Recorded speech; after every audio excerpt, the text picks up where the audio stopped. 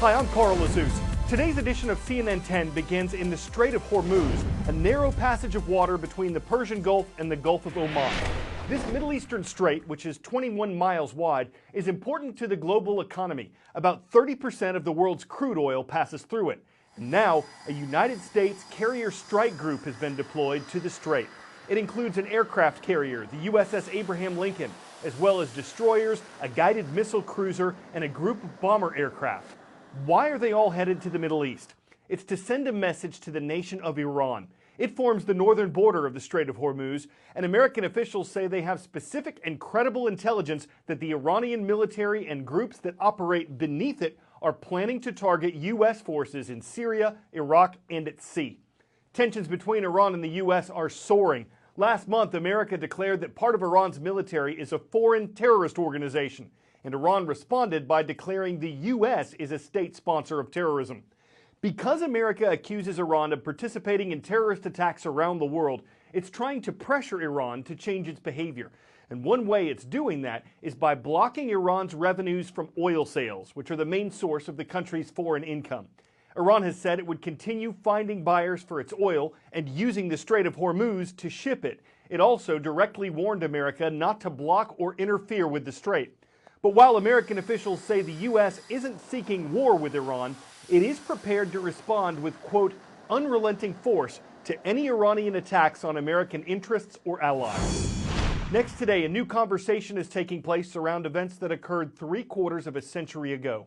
While the diary of Anne Frank has served as an enduring and harrowing account of the Holocaust, the diary of Eva Hyman is barely known at all.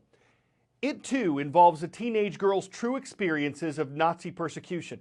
And like Anne Frank, Eva also died in a concentration camp. They were both among the 6 million Jews who perished in the genocide.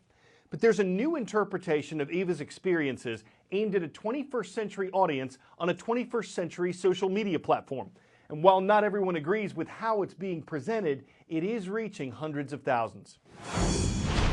More than 70 years after the Holocaust, there are a dwindling few survivors to pass on their memories. Their stories commemorated in documentaries and museums amidst a fear their lessons are fading. Hi, my name's Eva. That's me. Eva Hyman is the new face of those lessons. The 13-year-old Hungarian Jew kept a diary in the last months before she was deported to Auschwitz in May 1944, where she would die. I'm about to turn 13. We are surrounded by war, but I'm always seeing the sun. Her story was all but forgotten until Instagram brought it back to life. We were looking for a way to deal with this memory and manage this memory in a way that is going to be relevant for the younger generation today. Eva's diary was reimagined on social media. On March 31st, 1944, she wrote, "Today an order was issued that from now on Jews have to wear a yellow star-shaped patch.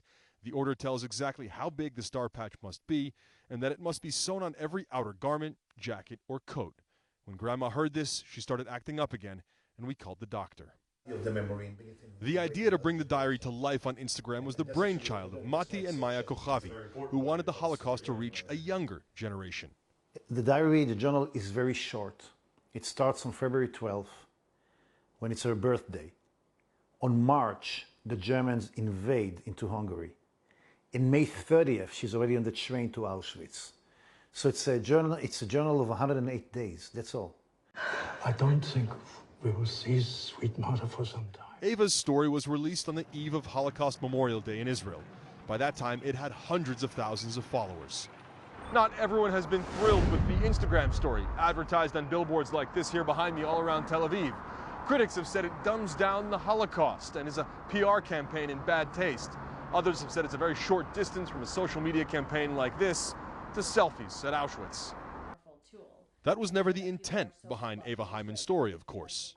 Social media, especially Instagram, is shallow if you're looking for content that is shallow.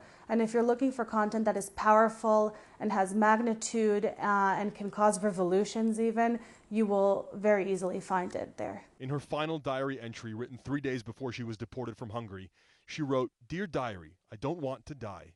I want to live, even if it means that I'll be the only person here allowed to stay. I would wait for the end of the war in some cellar, just as long as they didn't kill me, only that they should let me live." This was a way of humanizing the Holocaust for a modern audience, and making it more relevant to millennials. It's the same message of never again, its creators insist, just reimagined for a new generation to learn. Oren Lieberman, CNN, Jerusalem. 10-second trivia.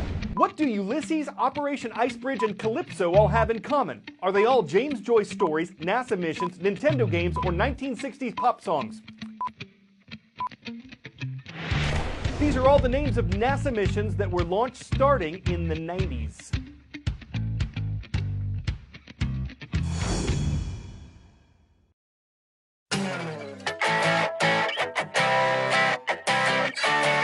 Of course, the most famous NASA mission is probably Apollo 11, when American astronauts first flew to and then set foot on the moon. That happened on July 20th, 1969, making this year the 50th anniversary of the historic accomplishment. What sometimes gets overlooked, though, are NASA's other moon missions. There were several of them before the program wrapped up in 1972, and they provided history and humor all their own. 600 million people watched Neil Armstrong take those famous first steps on the moon. That's one small step for man. But after the Apollo 11 astronauts returned to Earth, public interest in later Apollo missions began to fade. Houston, we've had a problem. But the people who continued to tune in were treated to some pretty special moments.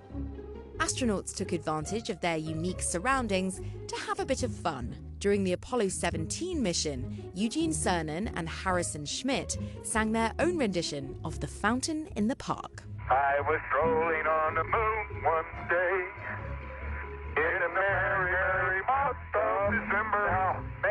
May. The classic jumping photo. It may have been attempted at the last wedding you attended. Come on out here and give me a salute. Well, during the Apollo 16 mission, astronaut Charlie Duke captured John Young in midair while saluting to the flag. Okay, here we go, a big one. Off the ground, about 4. There we go. It's since gone down as one of the most famous Apollo photos ever taken. When they weren't taking epic pictures, Duke and Young got to drive around in a lunar rover. The electric buggies were used on the last Apollo missions, 15, 16, and 17, and provided astronauts a fast way to cover large distances, helping them make more scientific discoveries than they could on foot, or just to do a bit of joyriding. I thought the ride was real sporty. It bounced a lot. Sometimes both front wheels were off the surface. The back end is like driving on ice and breaking loose occasionally, but it was a lot of fun. Back in the 16th century, Galileo taught his students that objects fall at the same rate regardless of their size or mass. That is, if they're not restricted by any resistance from the air. Well, in my left hand I have a feather. In my right hand a hammer. Well, since the moon has virtually no air to breathe, Apollo 15 Commander David Scott decided to test this experiment by dropping a feather and a hammer from the same height. Lo and behold, they did in fact hit the ground at the same time. How about that? And just for a little fun, Alan Shepard brought the head of a 6-iron and a couple of golf balls aboard Apollo 14. The head was modified so he could attach it to an instrument that collected rock samples. I'm going to try a little sand trap shot here. It should have gone probably on the Earth maybe 30, 35 yards. But that little rascal went over 200 yards with a one-hand shot like that, and it was in the air. The time of flight was almost 35 seconds. Miles and miles and miles. These lighter moments punctuated the main mission of scientific exploration. But perhaps the most enduring images are the ones when the astronauts actually looked back at Earth. This one taken on Apollo 17, the last time man was on the moon. It's known simply as the Blue Marble. It's hard to get a pall over that truly Earth-tastic image. It makes you moony-eyed. It's like someone hung the moon and then made a world of difference by taking a picture from it. You can see why it stars on so moony posters. Sometimes a little space is all you need to see how beautiful the world can be. I'm Carl Azuz for CNN.